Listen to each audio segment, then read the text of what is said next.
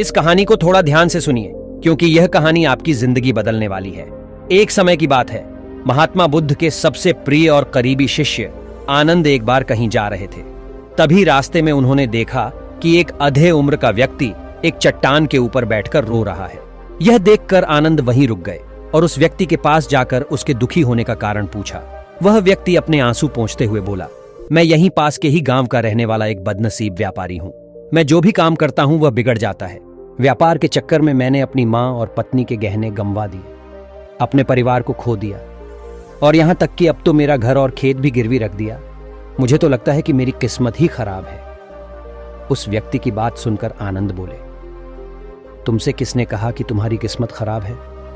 जरा मैं भी तो जानूं कि तुम्हारी किस्मत में क्या खराबी है।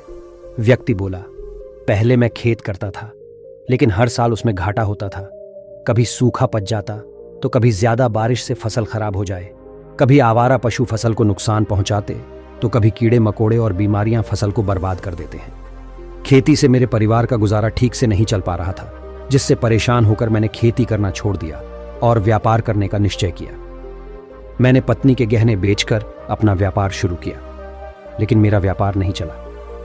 शुरू में तो मेरे परिवार वालों ने मेरी आर्थिक मदद की, मेरा साथ दिया, लेकिन जैसे जैसे मुझे नुकसान होने लगा, मेरे परिवार वालों ने भी मेरा साथ छोड़ दिया और मुझसे दूर हो गए। अब तो वह मुझे देखकर अपनी नजरें फेर लेते हैं और मुझे ही अपने परिवार की गरीबी और दुर्दशा का जिम्मेदार ठहराते हैं। अब तो मुझे अपना जीवन ही बोझ लगने लगा है। अक्सर मेरे मन में ख्याल आते हैं कि अपना जीवन ही खत्म कर लूं, और मैं आज यहाँ आत्महत्या करने ही आया था, लेकिन हिम्मत नहीं जुटा पाया, इसीलिए इस पत्थर पर बैठकर रो रहा हूं। दूसरी तरफ मेरा एक मित्र है। हम दोनों ने एक ही साथ व्यापार शुरू किया था, लेकिन वह आगे बढ़ गया और मैं पीछे रह गया। मेरी इस असफलता की वजह से वह हर समय मुझे नीचा दिखाने का प्रयत्न करता रहता है और वे अक्सर मेरे घर आकर अपनी सफलता की बातें करता है।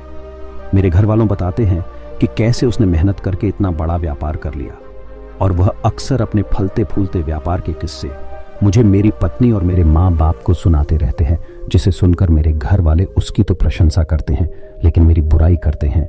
मुझे नाकारा और कम दिमाग का कहते हैं। मेरी पत्नी और माँ मुझे बात बात पर ताने मारती है, जिससे मुझे बहुत दुख पहुंचता है और कई बार खुद की नाकामयाब पर क्रोध भी आता है। लेकिन मुझे समझ नहीं आ रहा कि मैं क्या करूं। यह सुन भिक्षु आनंद ने पूछा, तुम्हें किस बात का दुख होता है? अपने असफल होने का या फिर मित्र के सफल होने का? सवाल सुनकर वह व्यक्ति एक पल के लिए सोच में फिर बोला, अगर सच कहूं तो मुझे अपने असफल होने का उतना दुख नहीं होता जितना कि मित्र के सफल होने का होता है। भिक्षु आनंद ने अगला प्रश्न किया, अगर तुम्हारा मित्र व्यापार में असफल हो जाता और तुम सफल हो जाती तो क्या तुम खुश होते? व्यक्ति ने कहा, हां, मुझे बहुत खुशी होगी। आनंद बोले, इसका मतलब कि तुम्हारी खुशी तुम्हारी मित्र पर निर्भर करती है। अगर वह चाहे तो तुम्हें खुश कर सकता है, और अगर वह चाहे तो तुम्हें दुखी भी कर सकता है। तुम स्वयं से ना तो खुश हो सकते हो और ना ही दुखी हो सकते हो। भिक्षु की बातें सुनकर व्यक्ति थोड़ी देर के लिए सोच में पड़ गया और फिर बोला, आपकी बातें सुनकर मुझे कुछ आशा बन रही है। तभी भिक्षु आनंद ने कहा, जब हम किसी से आशा बांध लेते हैं तो उस पर निर्भर हो जाते हैं, फिर हमारी खुशी और दुख भी उसी पर निर्भर करने लगते हैं। इसीलिए सबसे बेहतर है कि तुम स्वयं सी आशा बांध। जब तुम ऐसा करोगे और साथ ही पूरी मेहनत और ईमानदारी से काम करोगे तो तुम्हें सफलता अवश्य प्राप्त होगी। तुम्हें लगता है कि तुम्हारा मित्र तुम्हें नीचा दिखाने आता है, दुखी करने आता है, पर अगर ईमानदारी से विचार करो तो वह बातें तो सच्ची ही कहता है। वह अपने संघर्ष और अनुभव की बातें बताता है। तुम उन बातों से बहुत कुछ सीख सकते हो। तुम्हें तो इसके लिए उसका धन्यवाद करना चाहिए कि तुम्हें घर बैठे इतने सारे अनुभव मिल रहे हैं। तुम अनुभवों का लाभ उठाओ, नई शुरुआत करो, ईमानदारी से कर्म करते जाओ, हार मत मानो, एक दिन तुम्हें सफलता जरूर मिलेगी। आज तुम जिसे अपना बुरा वक्त या बुरी किस्मत कह रहे हो, एक दिन यह बदल जाएगी और इसी के साथ तुम्हारी सोच और विचार भी बदल जाएंगे। और देखना, जब तुम्हारा अच्छा समय शुरू हो जाएगा तब तुम्हारा मित्र भी तुम्हें अपनी सफलताओं की कहानियां नहीं सुनाएगा, तुम्हें अपनी असफलताओं और परेशानियों की बातें सुनाई देगा, ताकि तुम उसकी बातें सुनकर भ्रमित हो जाओ, तुम्हारा आत्मविश्वास डगमगा जाए और तुम गलत निर्णय ले सको। लेकिन उस समय भी तुम्हें अपने ही बुद्धि का प्रयोग करना होगा, स्वयं पर विश्वास रखना हो। जिस प्रकार तुम्हारा मित्र आज तुम्हें दुखी करने आता है, वैसे ही वह उस समय भी तुम्हें दुखी करने आएगा, क्योंकि जिस तरह उसे दुखी देखकर तुम्हें मजा आता है, ठीक उसी तरह उसे भी तुम्हें दुखी देखने में उतना ही मजा आता है। व्यक्ति ने कहा, आपने सही कहा मुनिवर, लेकिन मेरा सबसे बड़ा दुख यह है कि मेरे परिवार के लोग भी इसमें शामिल हैं। वास्तव में मैं तो अपने परिवार के लिए अच्छा करना चाहता था, उन्हें खुश रखना चाहता था, लेकिन वह भी मेरी बातों और भावनाओं को नहीं समझ रही है। मुझे ही गलत कहते हैं, और पिछले कुछ समय से तो वह मेरे साथ भी नहीं है। भिक्षु आनंद ने उस व्यक्ति को समझाते हुए कहा, हम हमेशा चाहते हैं कि हम जो कुछ भी करें लोग उसके लिए हमारी प्रशंसा करें, लेकिन आमतौर पर ऐसा नहीं होता। लोग हमारे पास आकर तारीफ नहीं करते, जिससे हम दुखी हो जाते हैं। हमें लगने लगता है कि हमारे मित्र, रिश्तेदार, घर वाले सब स्वार्थी है। लेकिन अगर तुम किसी को अपना परिवार मानते हो और उसके लिए कुछ करना चाहते हो, तो फिर तुम ऐसा क्यों सोचते हो कि तुम दूसरों के लिए कुछ कर रहे हो? वास्तव में तुम अपनी खुशी के लिए कुछ कर रहे हो, क्योंकि उन्हें खुश देखकर तुम खुशी होती है।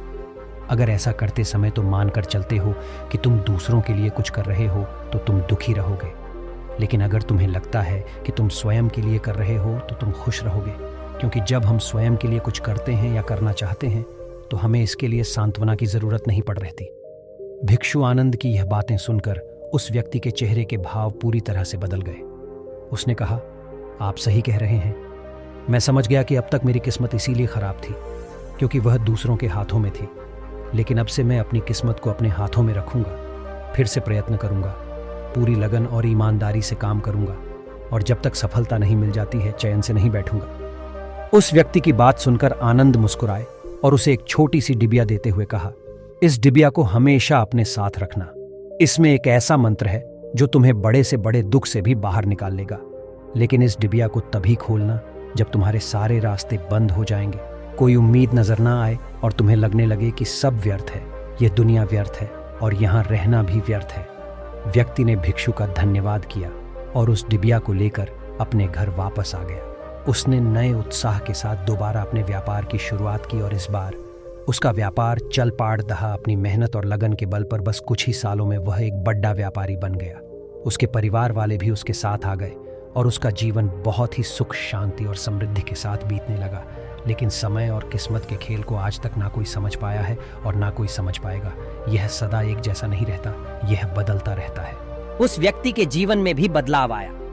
वही व्यक्ति जिस राज्य में रहता था, उस राज्य पर पोसी राज्य के राजा ने हमला कर दिया। उस हमले और लूटमार में उस व्यक्ति का सारा धन भी लूट लिया गया। उसके दुकानें और घर सब जला दिए गए। जान बचाने के लिए उसे अपने परिवार के साथ वहां से भागना पड़ा। व्यक्ति अपने परिवार के साथ कई दिनों तक इधर उधर भटकता रहा। वह दाने दाने को मोहताज हो गया। उसका बच्चा बीमार हो गया और इलाज के अभाव में बीमारी से बुरी तरह रहने लगा। यह देखकर उसका हृदय चित्कार कर उठा। उसके पास अपने बेटे के इलाज और परिवार को खिलाने के लिए धन के नाम पर एक सिक्का भी नहीं था। वह अंदर से बुरी तरह से टूट गया। ऐसे में उसे एक बार फिर से निराशा नहीं घेर लिया। उसे लगने लगा कि उसका जीवन व्यर्थ है, सारी दुनिया व्यर्थ है। लेकिन तभी अचानक उसे भिक्षु आनंद द्वारा दी गई डिबिया की याद आई। उसने भी उत्सुकता के साथ उसे खोला। उस डिबिया के अंदर एक पर्ची रखी हुई थी। उस पर्ची पर कुछ लिखा हुआ था। उस पर्ची को उसकी आंखों के सामने छाया हुआ निराशा का अंधेरा छुट गया और वह एकदम से मुस्कुरा उठा। उस पर्ची पर लिखा था, यह वक्त भी गुजर जाएगा दोस्तों। यह कहानी हमें सिखाती है कि समय के खेल को समझना संभव है। यह हमेशा बदलता रहता है। इसीलिए बुरी परिस्थितियों में हमें अत्यधिक निराश नहीं होना है।